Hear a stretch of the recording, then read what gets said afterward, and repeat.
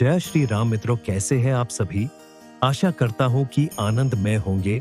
चलिए जानते हैं राम नाम की महिमा।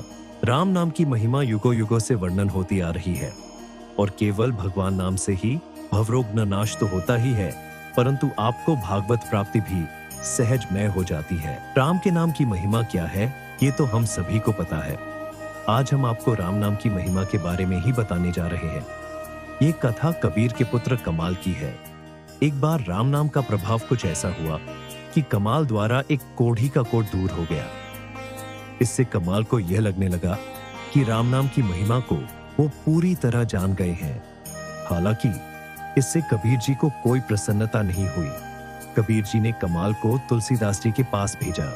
तुलसीदास जी ने तुलसी के पत्र पर राम नाम लिखा और उसे एक जल में डाल दिया। इस जल को पीकर 500 कोढ़ी ठीक हो गए।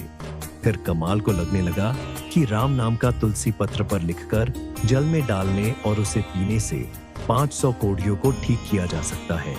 राम नाम की इतनी महिमा है, लेकिन इससे भी कबीर जी प्रसन्न नहीं हुए। उन्होंने कमाल को सूरदास के पास भेजा। सूरदास जी ने गंगा में बह रहे एक शव के कान में राम नाम लिया। उन्होंने इतना कहने से ही शव जीवित हो उठा। संत सूरदास जी ने गंगा में बहते हुए एक शव के कान में केवल अर कहा और शव जीवित हो गया। तब कमाल को लगा कि राम नाम के केवल अर अक्षर से ही मुर्दा जीवित हो उठा। राम नाम की महिमा बहुत ज्यादा है। इस पर कबीर जी ने कमाल से कहा कि सिर्फ इतनी ही महिमा नहीं है राम नाम की। उन्होंने कहा, भ्रुकुटी विलास सृष्टि लय हुई, अर्थात इसके भ्रुकुटी विलास मात्र से प्रलय हो सकता है। राम के नाम की महिमा का वर्णन तुम क्या करोगे। राम नाम महिमा में एक अन्य कथा भी प्रचलित है। इस कथा के अनुसार एक बार एक व्यक्ति समुद्र तट पर चिंता में बैठा था। इतने में ही वहां से विभीषण गुजरे। उन्होंने व्यक्ति से पूछा कि तुम किस बात को लेकर चिंतित हो। तब व्यक्ति ने कहा कि उसे समुद्र पार जाना है, लेकिन कोई साधन नहीं है। तब विभीषण ने कहा कि इस पर इतना उदास होने की क्या जरूरत है। विभीषण ने एक पत्ता लिया और उस पर राम का नाम लिख दिया। विभीषण ने व्यक्ति से कहा कि उन्होंने उसकी धोती में इसमें मैंने तारक मंत्र बांधा है।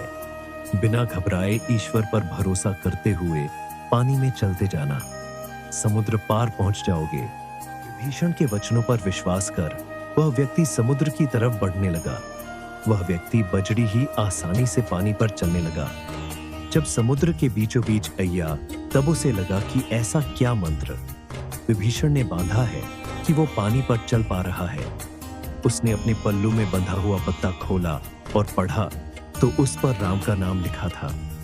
उसे पढ़ते ही उसकी श्रद्धा तुरंत ही अश्रद्धा में बदल गई।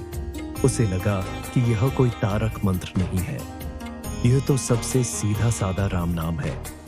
उसके मन में आई अश्रद्धा के चलते ही वह डूबकर मर गया। इसलिए तो कहते हैं कि राम नाम की बड़ी अद्भुत महिमा है।